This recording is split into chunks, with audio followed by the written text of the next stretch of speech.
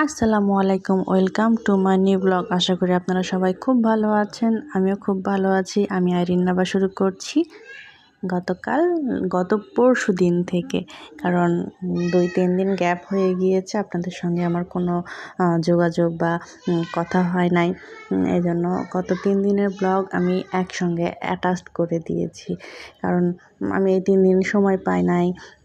তারপরে হচ্ছে কিছু পার্সোনাল কাজ ছিল, আবার একটু সিকনেস ছিল, এই জন্য আর হয়ে ওঠে নাই। দেন আসলে বাইরে এটা হচ্ছে আমি বিফ চাপ বানাচ্ছিলাম, হ্যাঁ, যে আমার ছেলেটা এটা খুব পছন্দ করে, ও একটু বড়দের খাবার পছন্দ করে আর কি। যদিও অল্প স্বল্প খায়, অল্প স্বল্প খাবার মধ্যেও এটা পছন্দ করে। আমার হাজব্যান্ডও খুব পছন্দ করে। এটা মনে হয় গত ফ্রাইডে ছিল। অন্য ফ্রাইডেতে ও বলছিল যে একটু বিফ চাপ আর হচ্ছে নান খাবো, যেহেতু বাইরের খাবার খাচ্ছি না, এই জন্য বাসায় বানিয়ে দিলাম। আমি এটা ফার্স্ট টাইম ট্রাই করেছি, বেশ মজা হয়েছে। ভালোই মজা হয়েছে, বোঝা যাচ্ছে না যে এটা বাইরে থেকে কিনে আনে নাই। জাস্ট ঘরের যেগুলো মশলা থাকে সেগুলো দিয়েই আমি বানিয়েছি। আর নানটা আমি প্রায় বানাই, কারণ রোজার মধ্যে আমার হাজব্যান্ড নান দিয়ে, হালিম দিয়ে এগুলো খেতে পছন্দ করে। আমরা ভাজা পোড়া স্কিপ করি, মাঝে মাঝে ওগুলো খাই।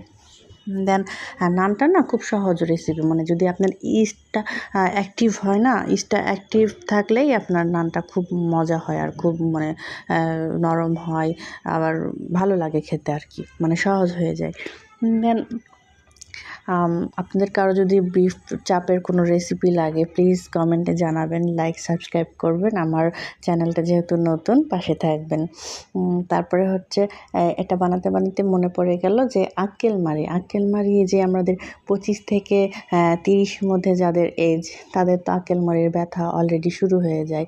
কারণ আক্কেল মারির নিজেরই আক্কেল থাকে না যে কোন জায়গায় যে উঠতে হয়। একেবারে মারির শেষ প্রান্তে যে ও কি ব্যথাটায় না দেয় আর কি প্যারাটায়, কয়দিন পর পরই শুধু আক্কেল মারি একটু মারি ফুলে একটু করে দাঁত বের হবে, আর প্রচণ্ড ব্যথা, এমন ব্যথা যে না আপনি সহ্য করতে পারবেন না ওটা রেখে দিতে পারবেন। আবার আক্কেল মারির দাঁতটা পুরোপুরি উঠে যাবে, তারপরেও সেটারও ব্যথা, কারণ ওই দাঁতের শেষ দাঁতের না কোনো দরকার হয়, কারণ ওটা কোনো দরকারই পড়ে না, দাঁতের একটা মুখের দরকার পড়ে না। আবার হচ্ছে ওইখানে ব্রাশও পৌঁছায় না, এই জন্য খাবারটা আটকে থেকেও দাঁতটা শেষ ফিনিশিং নষ্ট হয়ে যায়।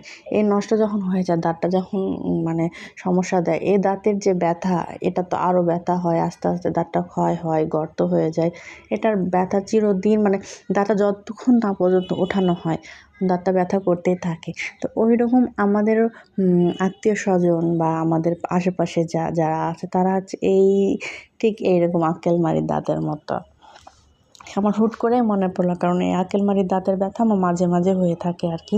মাঝে মাঝে না, এখন বেশ প্যারায় দিচ্ছে, কয়েকদিন পর পরই ব্যথা হচ্ছে, কিন্তু ব্যথাটা ভালো হয়ে যায়, কিন্তু দাঁত আর পুরোপুরি ওঠে না।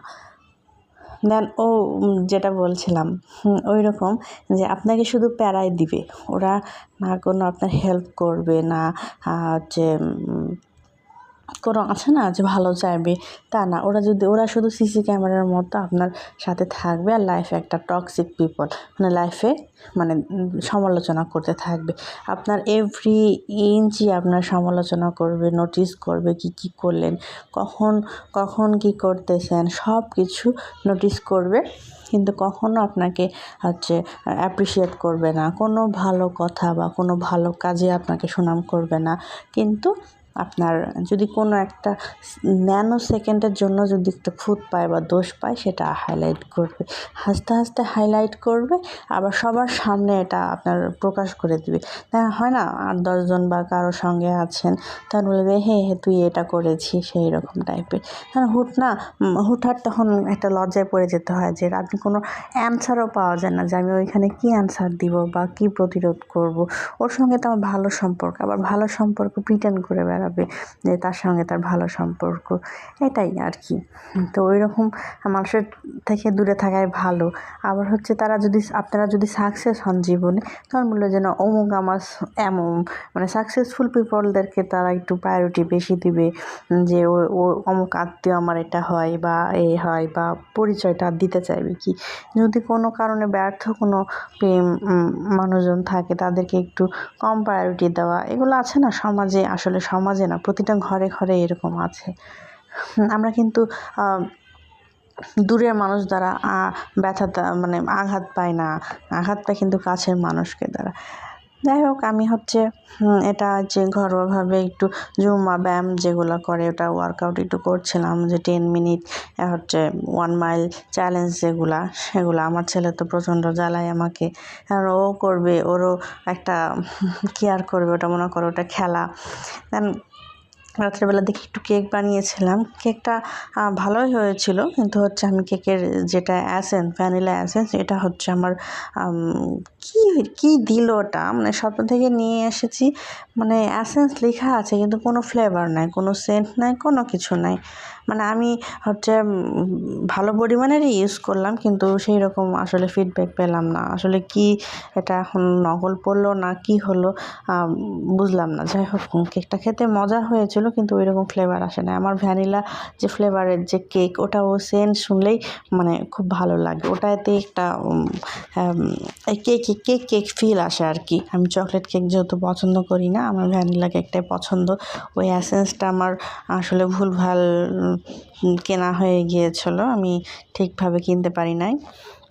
কারণ এটা আজকে সকালে হচ্ছে ওই যে ব্রেড দিয়ে ডিম দিয়ে ভেজে শুধু এটা। আর যেহেতু কয়েকদিন থেকে গলাটা দাঁত ব্যথা, এই জন্য একটু আদা চা করে নিয়েছিলাম, আদা লং তারপরে গোলমরিচ দিয়ে যে লাল চাটা হয়, ওটা খেলে শরীরের ভালো। ওটা না আমি আমার ছেলেকেও দিই, ওটা খেলে মাঝে মাঝে যে ঠান্ডা লাগাটা আছে ওটা চলে যায়। ওকে দিই মধু দিয়ে খেলে ও ঠান্ডাটা চলে যায়, ঠান্ডা কম লাগে। দেন যেহেতু আজকে সকালে উঠেছিলাম, বেশ ভোরবেলায় উঠেছিলাম, ভোরবেলা বলতে 5:30-5টার দিকে, কারণ উঠে দেখলাম সূর্য কেবল মাত্র উঠছে, এত সুন্দর লাল আভা, পুরো বাড়ি সুন্দর আলো হয়ে গিয়েছিল, যে ভাবলাম যে অনেক সকাল হয়েছে মনে হয়, মানে বেলা হয়ে গিয়েছে। যে দেখলাম মাত্র 5টা কি 5:15 বাজে আর কি। দেখলাম যে না, সূর্যটা খুব সুন্দরভাবে উঠছে। অনেকক্ষণ ধরে দেখলাম যে আল্লাহর কি সুন্দর নিদর্শন, যে সব কিছু একটা কি টাইমলি চলে, সব কিছু পারফেক্ট, আল্লাহ যে পারফেক্ট, সব কিছু পারফেক্টলিভাবে চলছে। আসলে এগুলা নিদর্শন দেখেও মানে আমরা যে আলহামদুলিল্লাহ বলবো, শুকর করব, সেগুলোও কম হয়ে যায়। যে এত সুন্দর পৃথিবী, এত সুন্দর সব কিছু আশেপাশের আল্লাহ সৃষ্টি প্রকৃতি, আসলে মানে যখন নিজেকে ফিল করি বা মনে করি, তখন আসলে অন্যরকম একটা মানে নিজের দুনিয়ায় থাকি না, মনে হয় অন্যরকম ফিল, যেটা বলে বোঝানো যাবে না, আসলে স্পিচলেস। দেন মেয়ে মানুষের যেহেতু রান্নার প্রিপারেশান দুপুর সকাল রাত সবসময় করতেই হবে, আপনি কোনো কাজ করেন আর না করেন, রান্নাটা অ্যাটলিস্ট কী হবে সেটাও কিন্তু মানে একটা যেটা হাউসওয়াইফ তাকে করতেই হবে, মানে ডিসিশান নিতেই হয় যে কী হবে। আপনি অসুস্থ থাকবেন, তারপরেও ডিসিশান নিতেই হবে যে আজকে দুপুরে কী রান্না হবে।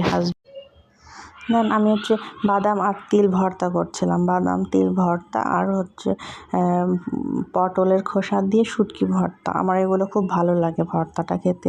বাদাম ভর্তা আমি আগে খেতাম না, তবে ইদানিং বাদাম ভর্তা ফ্যান হয়ে গিয়েছে। আগে বাদাম ভর্তা ভাবলে না মানে ভাবতাম যে একটু মিষ্টি মিষ্টি টাইপের হবে কি না, তো না, আসলে বাদাম ভর্তা যখন খেয়েছি তখন বুঝলাম যে না, এটা অনেক মজা, অনেক টেস্টি, আর যেহেতু পুষ্টিকর। বাদামটা আমি এমনি খেতে পারি না, তবে ভর্তা হিসাবে খেলে খুব ভালো লাগে। বাদামটা খেতে পারি না বলতে, বাদামটা আমার গ্যাস হয় আর কি। রান্না করতে করতে আমি জুসটা খাচ্ছিলাম,